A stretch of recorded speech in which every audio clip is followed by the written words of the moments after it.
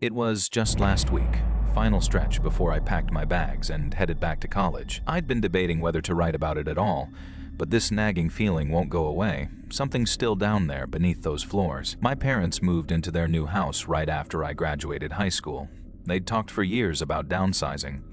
Finally pulled the trigger once my college life kicked in. That night, I was alone in the house. The first time I heard anything weird was Tuesday, lying awake, trying to fall asleep. Then came this steady tapping from below me, not random, rhythmic, constant. At first I thought pipes settling or some mechanical noise, but it wouldn't stop. And since I'm sleeping on the first floor, that sound had to be coming from underground. I got up and wandered around, trying to pinpoint where exactly it was coming from. But no matter which corner I stood in, it seemed everywhere beneath me. What made it worse? My parents insisted there wasn't even a basement. Just that crawl space, the idea of hearing something come from beneath the floor when there should be nothing down there. That's what really got to me. Eventually, the tapping faded and I drifted off. When I woke up the next morning, I figured it was done. Probably just old house noises or some critter scuttling around in the crawl space. But I was wrong again. That same night, maybe even louder than before, came the tapping again. This time, more aggressive, more deliberate, and then dragging, scraping. Like something was clawing at wood and pulling itself along the floorboards. It wasn't just sound anymore, it felt like it had intention. I tried to reason with myself. Maybe some animal, a raccoon or a rat getting into the crawl space, but those sounds weren't random. They were too clear, too purposeful, too intentional. But those sounds weren't random. They were too clear, too purposeful, too intentional. That's when I started wondering if my parents might have been wrong about that basement thing. The next morning, I called them. Told them what had been going on. Dad immediately said it must be an animal. Maybe something got into the crawl space. He didn't want to go check it out himself, but he figured I'd have to. The entrance was right under the porch, so I had to get my hands dirty. And though I held my breath the entire time, terrified of what I might find there, was nothing. No critters, nothing at all. He seemed satisfied with that explanation and told me not to worry anymore. But personally, I wasn't convinced. So I started looking for other explanations. Maybe some hidden entrance around the house, maybe evidence of animals getting in elsewhere. That's when I noticed a pile of construction materials leaning against the side of the house. What I found behind those materials was far worse than anything I could have imagined. Hidden in plain sight, a storm door partially painted over, obviously unused for ages, but definitely real. Real enough that when I pulled it open, I saw concrete steps leading down into what was unmistakably a basement. I stood there stunned. My parents had been wrong, dead wrong about this. House not having one, and I didn't want to go down there, not at all. In the limited time I spent in that dark space, two things became painfully clear. Someone had clearly been living here. The empty food containers scattered around told me that much. And whoever they weren't just homeless. That was obvious from the scratch marks on the wood foundation, tally-like marks on one pillar, and then drawings, demonic ones. I didn't stay down there long, but what I saw, it was the freakiest thing I'd ever stumbled upon. I called my parents right after that. They were shocked, said they had no idea about this basement, let alone that someone had been living in it. Dad asked me 100 times if I was sure there wasn't anyone down there anymore, and I told him yes. Then he said they'd cut their vacation short and come home immediately. The first thing I did after hanging up, bought a heavy-duty padlock, secured the storm door from the outside, thought that would solve it. That same night I was woken by aggressive banging on the other side of the door. Loud and violent. Someone trying to get back in, clearly furious that the door was now locked. I froze. My heart started racing like crazy. Couldn't move a muscle. Then silence. That's when I crept over to the window, just in time to see a figure sprinting across the backyard into the darkness. No details. Just gone. Into the night. The police came by later that day and did a thorough search, but found nothing, promised to increase patrols in the area. My parents came home the next day, informed everything would be fine now that they were back, said they'd figure out. I left for college as planned, but still unsettled. Still scared. It felt wrong leaving them there alone, especially with no idea who had been living in our house for who knows how long. It has only been a few days since I left, and I'm anxiously waiting to hear if anything else happened. So far, nothing. But that hasn't eased my nerves at all. I can't stop thinking about those scratch marks, especially the drawings, the sadistic ones. What had that person been doing down there? If I'm being honest, I'm really scared something else is going to happen. I grew up in a small town just a few miles from the Montana-Idaho border on the Montana side.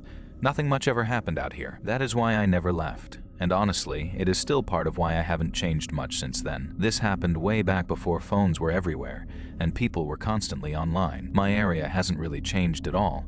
which is partly what makes this memory so vivid. It was the very end of August, one of those last days of summer, when you could already feel autumn creeping in. I slowed down again, craned my neck as I passed, but still no sign of anyone, no tracks.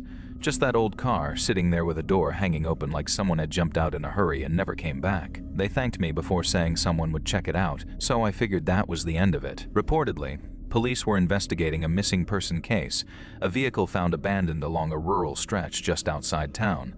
The description matched exactly what I'd seen. According to authorities, no sign of foul play, no witnesses. It felt eerie that I'd basically spotted this car right when it happened, and maybe even been the first person to report it. It was weird. It was weird. He's a local firefighter, not in my exact town, but close enough that we usually hear about the same stuff.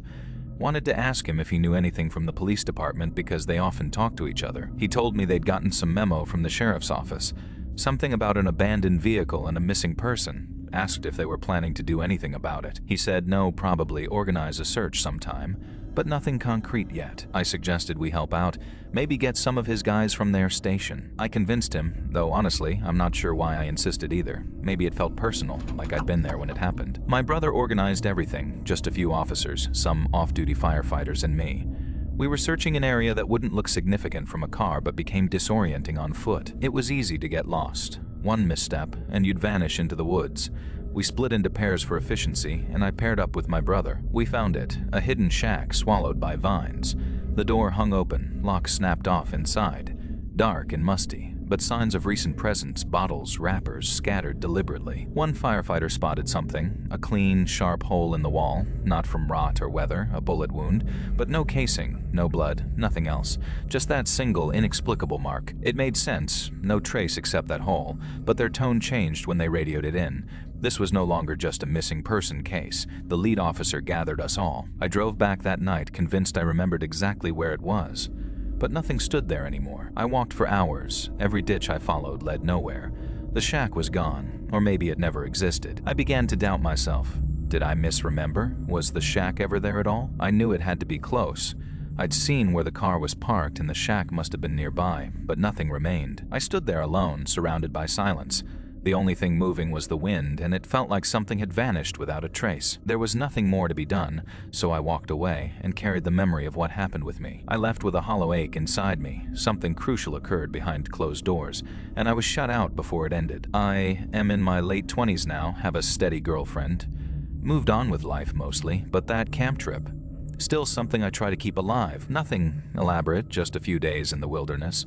I'm in my late 20s now, have a steady girlfriend, moved on with life mostly, but that camp trip, still something I try to keep alive. Sometimes I convince my dad and brother, but usually it's me alone because my girlfriend absolutely hates camping. Plus, it would kill time and out there.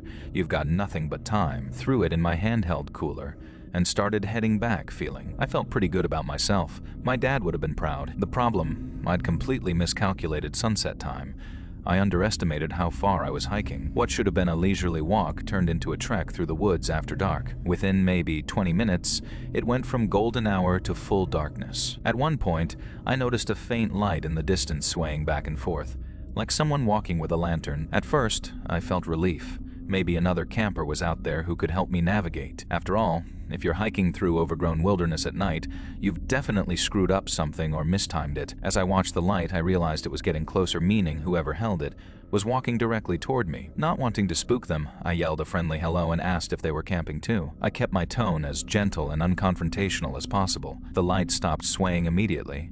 It sat perfectly still for several seconds. It was odd. Then it shut off completely, even more odd. Another few seconds passed. I stared at the pitch-black spot where the light had been, and then, out of nowhere, violent crashing through the underbrush, like someone running full speed. It was off to the left perpendicular to my position. Unmistakable. My heart was pounding. Everything about it felt wrong. Why run off like that? Even if I'd startled them, a normal reaction would be to say something back, or at least slowly back away. I tried rationalizing it all on my way back. The best explanation I could come up with was that I'd somehow scared them by calling out. After all, they had no idea I meant no harm. Encountering a stranger out there at night could be frightening, but I still couldn't shake the feeling. Something was off. The secluded nature made it unlikely anyone else would be around, and most people wouldn't. I picked up my pace, made it back to campsite, but so unsettled I didn't even bother cooking the fish. I tried reading before calling it an early night, normally a heavy sleeper, especially camping, and exhausted from hiking. When I woke up randomly in the middle of the night, knew something was off. Before trying to go back to sleep, realized I needed to step outside to relieve myself. The moment I got a clear view of my campsite, froze. There was someone standing there maybe 15 feet from my tent. Couldn't make out details, just the silhouette of a person where absolutely no one should have been, just watching. As soon as survival instinct kicked in, I snapped myself out of haze, reached for the switchblade by the tent entrance and yelled loudly, asking who was there. The moment I spoke, the figure started sprinting directly toward my tent, catching me completely off guard. No warning, zero to full sprint instantly. We tumbled across the ground. This man, unmistakably male by voice, began clawing at my face like something feral. Not punching, he ripped as if trying to tear flesh from bone. I jammed the switchblade between us, sliced his hand before he could pull back, and then dropped it in the chaos. Wounded animal and rolled off me. He crashed into the woods again. This time I heard him scream or laugh or whatever sick, broken sound he made. Sat there, frozen, trying to piece together what had just happened. Face stinging with scratches, hands trembling uncontrollably. Blood smeared across my cheeks. Not sure if mine or his could have turned and hiked straight back to the car, but navigating those woods in pitch black, worse than staying put. Only choice, sit inside the tent all night. Switchblade clutched tight, ears straining for every rustle, every footstep, waiting for him to return at any moment. When daylight finally broke, I packed up as quietly as I could and hiked back faster than I'd come. As soon as I reached the car, pulled out without hesitation. Thought about calling police, but what would I even say? Some guy attacked me where I was camping illegally. They'd probably tell me that's just how it is solo camping in remote spots. So didn't call them. Whole drive home, my mind kept circling back to how close I came to something worse. If I hadn't had the knife, or if he hadn't run when I cut him, things might have ended very differently. But not even that's the craziest part. What still haunts me is simply this: he was there at all. Not camping, definitely not normal. That much became clear the moment he tracked me down in total darkness and lunged without warning. And that scream still echoes when I think about it. Human, yes, but twisted with a brutality that defied reason. I haven't solo camped since then, and I'm not sure I ever will.